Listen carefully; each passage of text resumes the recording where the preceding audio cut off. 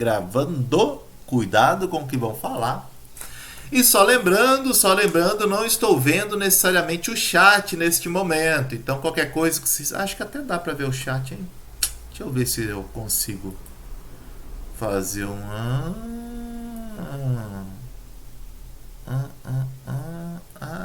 Agora... Nossa, agora eu tô vendo o chat! Meu Deus, consegui! Agora vocês podem perguntar coisas no chat sem usar o microfone. Uhul! Beleza. Fala que ama nós, mas dá uma prova difícil que todo mundo. Enfim, hipocrisia. Vou fechar, é melhor não ter aberto o chat. Luquinha, etapa de amor. Etapa de amor. Maria Clara. A gente tem que forçar um pouco às vezes, tá? Não é só passar a mão na cabeça não, né? A gente tem que dar uma dificultada também, saber até onde vocês estão indo, tá? Isso é parte da relação, A gente tem que testar nossas relações, tá? Então, composição de movimento, parte 2, o retorno. Apostila 7 seria módulo 20 e 21, né? Eu falei do módulo 20, aula passada, antes da avaliação. Hoje é o módulo 21. Mas antes disso, eu só vou dar uma relembrada rapidinho, do que eu falei antes da prova, que faz parte. Tá? Estão gravando? Já está gravando? Vamos lá. Bom, antes da avaliação, eu falei da composição de movimento num caso unidimensional. Ou seja, na apostila de vocês, aproveitando o mesmo exemplo que ela dá o exemplo de um barco cruzando, atravessando um rio. Mas quando o barco ele navega por esse rio, ele se move em sentido paralelo às margens desse rio e também, de certa forma, paralelo à orientação da correnteza nesse rio. Então, quando ele está se movendo paralelo tanto à margem e, consequentemente, à correnteza, nós caracterizamos esse processo como sendo unidimensional. Tá? A margem, em si, ela está parada, ela não se move. As únicas coisas que movem, que tem movimento no sistema barco navegando, é o barco, que possui movimento devido ao seu motor, e a correnteza do rio, a água fluindo através do rio, que possui uma velocidade também. Tá? O solo em si está parado. Mas a velocidade do barco ela é algo relativa. Se eu, dentro do barco, vou medir a velocidade, eu vou obter um valor que vai ser diferente do valor que uma pessoa pode estar estimando quando ela está na margem desse rio. Na margem do rio, devido à influência da correnteza, a influência desse agente externo, por assim dizer, a correnteza ou empurrando o barco, favorecendo ou atrapalhando, o barco ele não desenvolve efetivamente a velocidade que ele é capaz. Tá? Então, a água do rio se movendo influencia diretamente no movimento do barco em que eu estou. E essa influência pode ser em favorecer, aumentando a velocidade, ou prejudicando, reduzindo a velocidade. E aí, então, na aula passada, apresentei essas duas fórmulas. Aqui no caso, quando o barco está indo em um sentido e a correnteza em sentido contrário. A velocidade do barco em relação à margem do rio, ao solo, vai ser igual à diferença entre a velocidade do barco, medida dentro dele, menos a velocidade da correnteza, que empurra o barco para trás. Como? Calma que está passando o carro do ovo aqui agora na rua.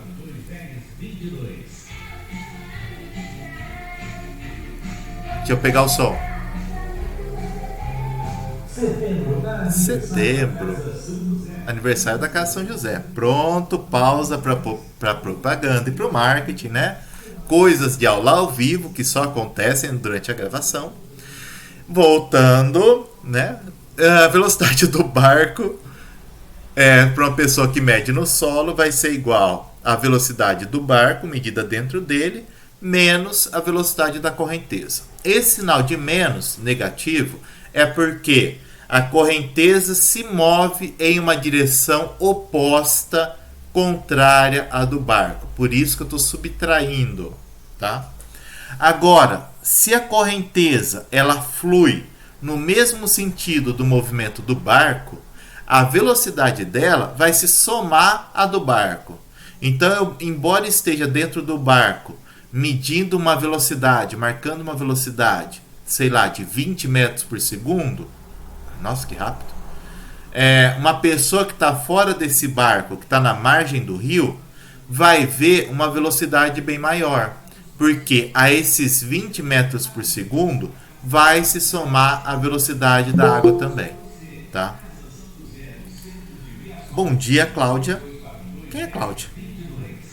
Enfim, isso é para o caso 1D unidimensional. Para o caso de duas dimensões, o que vai mudar?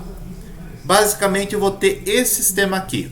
É o barco atravessando o rio, mas de uma margem para outra. Ele não vai estar percorrendo o rio, ele vai estar atravessando o rio, indo de uma margem para outra. Aqui no caso, a velocidade do barco em relação à água vai ser essa daqui, ó. É uma linha reta cruzando, apontando de uma direção, de uma margem para outra. A velocidade da água, que eu vou estar chamando AS, a velocidade da água em relação ao solo, vai seguir o fluxo do rio, ou seja, sempre paralela à margem.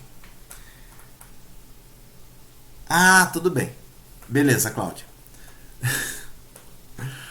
Se VAS, se o solo está aqui, a velocidade da água sempre é paralela ao solo. Repara a seguinte coisa, ó, velocidade do barco. O barco quer atravessar o rio, ele está mirando na outra margem. Então a direção da sua velocidade é uma linha reta saindo de uma margem para outra.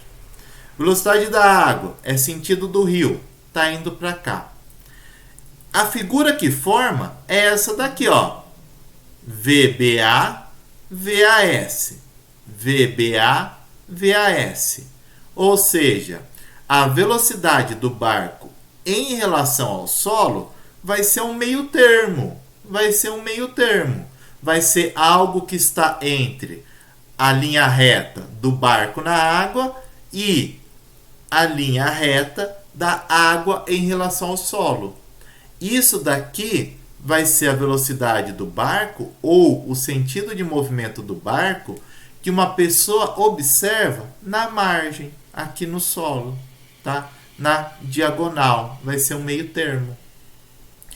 E eu avanço, tá? Antes de avançar um pouco mais, tá claro para todo mundo aqui? Alguém quer perguntar alguma coisa? Lembrando que agora eu vejo o chat, ó, pode perguntar no chat. Conseguiram visualizar esse esquema? Velocidade do barco está indo de uma margem para outra, vai em linha reta. A água está paralela ao solo, né? Percorre o trajeto do rio, está aqui. Então, o meio termo é a velocidade do barco em relação ao solo. Tá? Belezinha? Não é porque eu elogiei não, tá? Que vocês vão... Que aí vai desandar, né? Não vai perguntar. Pode perguntar, tá? Mas não vai pensar não. Não vai se achando não. Não sobe o ego, tá? Indo um pouco mais além, então, se isso daqui tá tranquilo para todo mundo, repara essa figura. Eu tenho VBA, eu tenho VAS e eu tenho esse meio termo aqui. Isso daqui tá lembrando que figura geométrica? Que figura geométrica lembra esse sistema? Enquanto eu atendo a campainha. Pronto, atendi a campainha. Que figura geométrica lembra isso? Quem sabe me dizer que figura que lembra isso daqui? Vamos lá, gente. Isso é importante, inclusive, hein? Olhando esse desenho desses chamados vetores velocidade, dessas velocidades que eu desenhei aqui. Lembra alguma figura geométrica para vocês? Sei lá, um quadrado? Lembra um quadrado? Não, lembra o triângulo retângulo. Nossa senhora! Ó, ó. Da aceleração? Isso! Triângulo retângulo. S2 no chat. Isso daqui lembra o triângulo retângulo. Para quem não conseguiu visualizar de uma forma mais clara, eu vou pegar esse cara aqui, ó, e vou jogar para a esquerda. Trush. Ó, efeitos visuais. Joguei aqui para a esquerda. Como a voz acabou de falar, forma perfeitamente um triângulo retângulo. E nesse triângulo retângulo, a velocidade do barco em relação à água é um cateto, da água em relação ao solo é um cateto, e a velocidade resultante é a hipotenusa. É a hipotenusa desse triângulo aqui, ó. Hipotenusinha. Em duas dimensões, a gente vai trabalhar com isso daqui. Em duas dimensões, é triângulo retângulo na cabeça, tá? Ou seja, VBS é a hipotenusa de um triângulo retângulo, e hipotenusa de um triângulo, a gente utiliza tio Pit, Pitágoras. Raiz quadrada da velocidade ao quadrado mais a velocidade ao quadrado. Hipotenusa, cateto ao quadrado mais cateto ao quadrado dentro de uma raiz, tá? É assim que a gente estima essa velocidade. Ah, Marcelo, mas e essas velocidades VBA e VAS? Não se preocupa. Isso geralmente é dado para vocês. Se não for dado, ele vai estar dando alguma informação adicional que vai nos ajudar a estar calculando. O que você precisa saber de duas dimensões é isso. Você pode utilizar hipotenusa de triângulo para estar calculando esse cara aqui. Tá? Só que a gente pode abusar um pouco mais da matemática. Se isso é um triângulo retângulo, tem como eu saber também outras grandezas desse triângulo retângulo. Eu posso estar utilizando as relações trigonométricas também, que eu vou falar daqui a pouco. Agora vamos supor que eu tenha esse barco e inverta o sentido da correnteza. Inicialmente a correnteza está apontando para cá, mas vamos supor que eu mude o deslocamento, que eu pegue a velocidade do barco, ele não atravessa mais indo de uma margem a outra. Ele começa a se deslocar atravessando o rio, mas indo para a direita. Então, está indo na diagonal aqui, ó. Barco na água, aponta para cá. Antes ele ia reto, agora ele está indo inclinado. Então, ó, antes ele vai reto, agora ele vai inclinado. Ó, ó, ó, dancinha da setinha, ó, dancinha da setinha, ó. Então, antes ele vai reto, agora ele vai inclinado. Muda alguma coisa? Muda um detalhezinho. Muda um detalhezinho no seguinte sentido. Se eu for olhar triângulo, retângulo agora, o que vai mudar é a seguinte coisa. Esse meu VBS, ele não é mais a hipotenusa. A hipotenusa corresponde a VBA. Você sempre imagina triângulo retângulo. Sempre tenta completar um triângulo retângulo. Se esse cara é hipotenusa, eu defino o VBS por Pitágoras mudando o sinal aqui, tá? De uma forma bem simples e bem prática e bem direta, sendo bem direto. Se por um acaso eu tenho esse sistema aqui, ó, VBA e VAS formando 90 graus em um triângulo retângulo, VBS é a hipotenusa desse triângulo. Agora, se eu pego essa velocidade do barco em relação à água e inclino ela um pouco, eu dou uma inclinada nela, o meu Pitágoras ele passa a ter um sinal negativo aqui. Esse sinal negativo associa com a seguinte coisa: é devido à inclinação dessa velocidade. Então, ó, inicialmente ele estava em linha reta. Se eu inclinei um pouco, aplica Pitágoras com sinal de menos. Inclinei um pouco, é um Pitágoras negativo. é um pitch para baixo, é um pitch negativo, tá? Melhor maneira de guardar isso daqui. Se está reto, Pitágoras normal, ó. Se está reto, Pitágoras normal. Se eu inclino o VBA, se eu estou inclinando ele um pouquinho, vai ser um Pitágoras negativo. Vai ser menos VAS. É a diferença. A diferença devido a essa mudança no sentido que eu tive aqui. Tá? Gente, pergunta. Esse macetezinho que eu acabei de falar agora. Inclinou um pouco, põe sinal negativo. Ficou claro para todo mundo? É claro, tem toda uma explicação matemática por trás. Mas sendo bem claro, curto e grosso, melhor forma de gravar. Inclinou um pouco, sinal negativo aqui devido à inclinação. Tudo bem para todo mundo? Sim, não, explica de novo. Talvez eu precise ver exercício. E aí? Acho que sim. Beleza. Voz da Raíssa e voz do povo. Voz da Raíssa é voz do povo, então é a voz de Deus. Então, qualquer coisa, gritem aí. Tá? Sinal negativo. Lembrei desse macaquinho, achei tão engraçado. Põe negativo. E no movimento circular? Essa é a parte chata, por assim dizer, desse módulo. O movimento circular, ele também é um movimento bidimensional. Mas é um movimento bidimensional que depende da situação. Estudar um barco, ele não tem meio termo. Um barco é ou unidimensional ou bidimensional. Um ou outro. Você pegar um carro em movimento é igual ao barco.